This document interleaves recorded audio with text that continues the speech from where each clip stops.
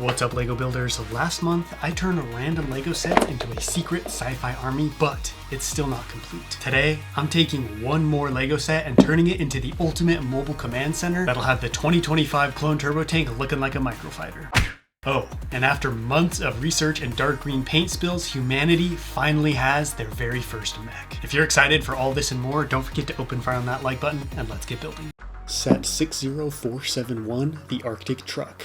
This was the original set that sparked the whole idea for a new sci-fi military force based on LEGO sets. As soon as I saw it last summer, I knew I had to get one. The massive wheels and suspension looked like hours of fun, and it's got a ton of furnished interior space, and that telescope on top was just begging me to turn it into an artillery cannon. This set was supposed to be included in the previous Sets to Military Vehicles video, but by the time I got to it, I realized this was way too big and needed its own dedicated video so I could do the transformation proper justice. Which is great, because I want to talk more about the HAEF military I created and further flesh out their arsenal of machines. What I'm going to do with the truck is essentially just recolor it, since the foundations are really good and look surprisingly complete for a LEGO set. So I'm going to give it the old dark green and gray paint job of the HAEF. And speaking of them, in case anyone missed the video where I debuted this new force, the HAEF, or Human Alliance Expansion Force, are a branch of the HADF who are helping to bring humanity outside their city walls, tasked with monitoring the desolate wastelands of Kokundra and hopefully helping it recover. And of course finding new areas and resources to occupy. They are a relatively new branch and have only been active for about 10 to 15 years, but recently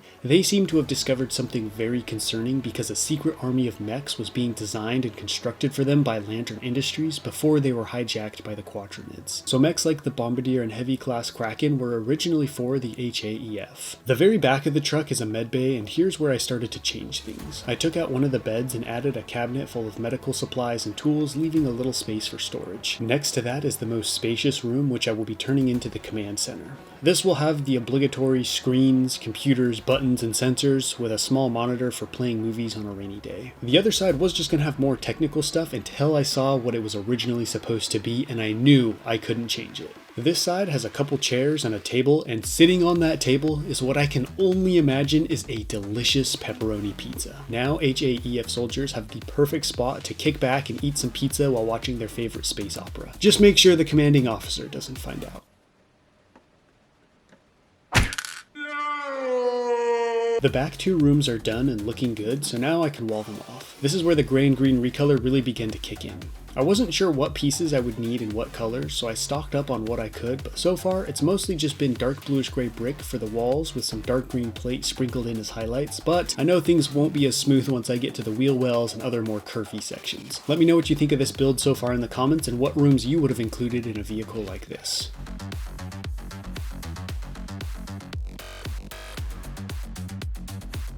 Now, this last room gave me pause.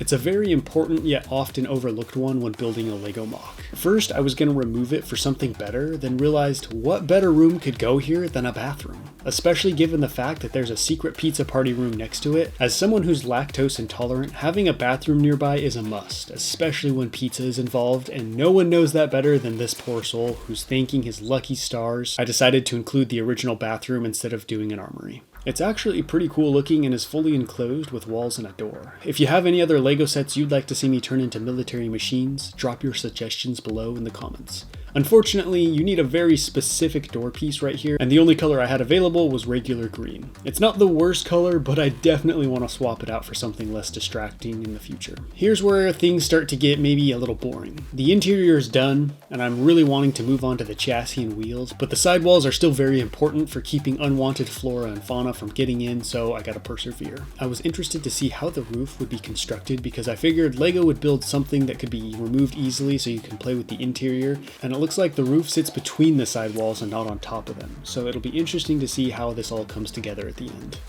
This is where I ran into my first major roadblock. As far as I know, this dark blue slope piece doesn't exist in dark green, nor is it an easy piece to recreate due to its large size and weird curves. The best I could come up with are these taller, much shorter quarter round slopes. These are supposed to cap off the rows of cheese slopes and will run down to just above the tires. This turned out alright, but I think I will have to add a row of plate under the cheese slopes so that they are raised up to be as tall as those curved tiles, just so it all looks more cohesive. And that's the body.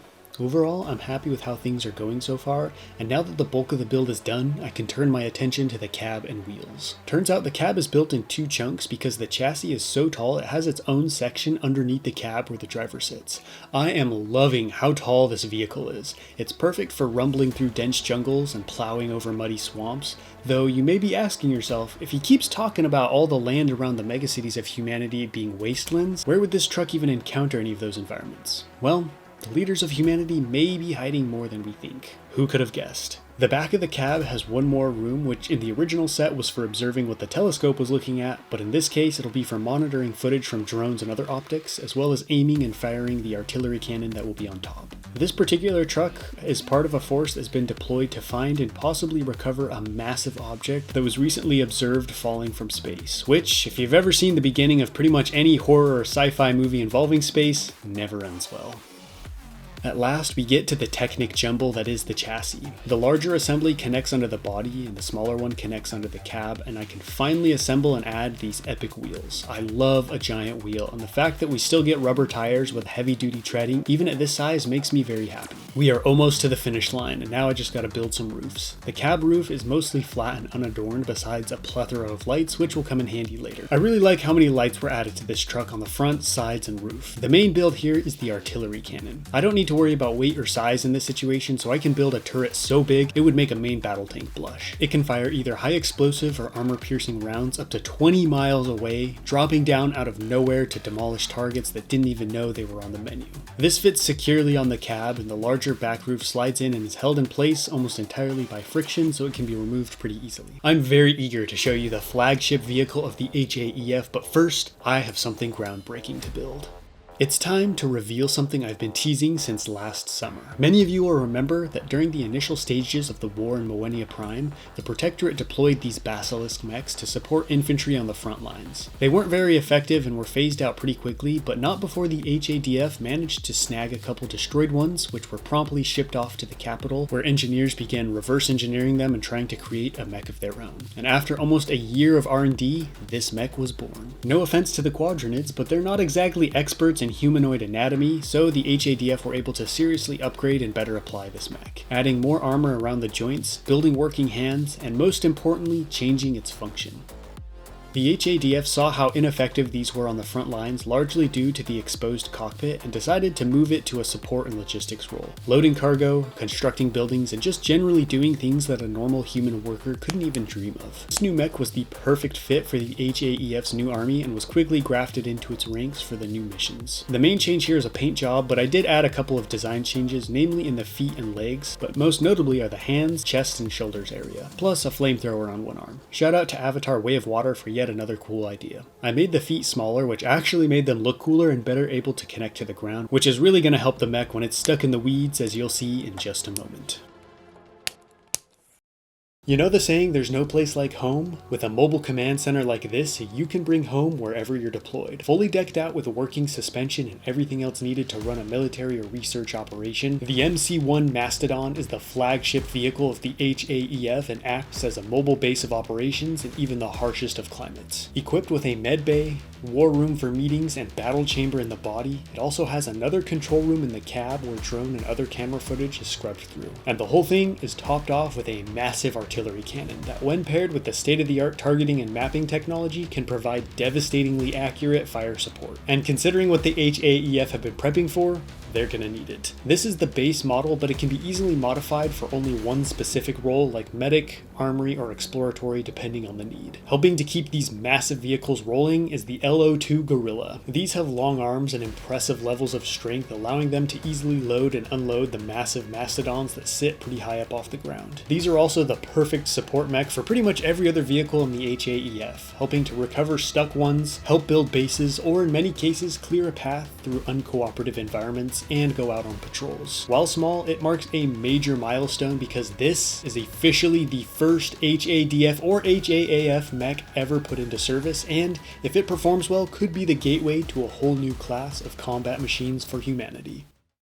To be honest, the command center didn't turn out quite as cool as I'd hoped. It's a little too campervan-esque and needs a grittier vibe. Maybe some more roll cages, bars, and armored plates could help. Plus, an open cab in toxic environments isn't great for morale. That being said, the HAEF is an expansion force, so it's not going to look as dangerous or heavily armored as a traditional army. Interestingly enough, I had the opposite experience with the Gorilla Mech. I wasn't a huge fan of the original Basilisk model, so I initially included this build just to fill up space in the video and beef up the HAEF. But I ended up really liking how it looks. The modifications and new paint job did a lot more than I thought it would. And now these new machines are about to embark on a very dangerous mission that could reshape humanity. But that concludes this video. Don't forget to let me know what you think of the builds in the comments, and until next time, happy building.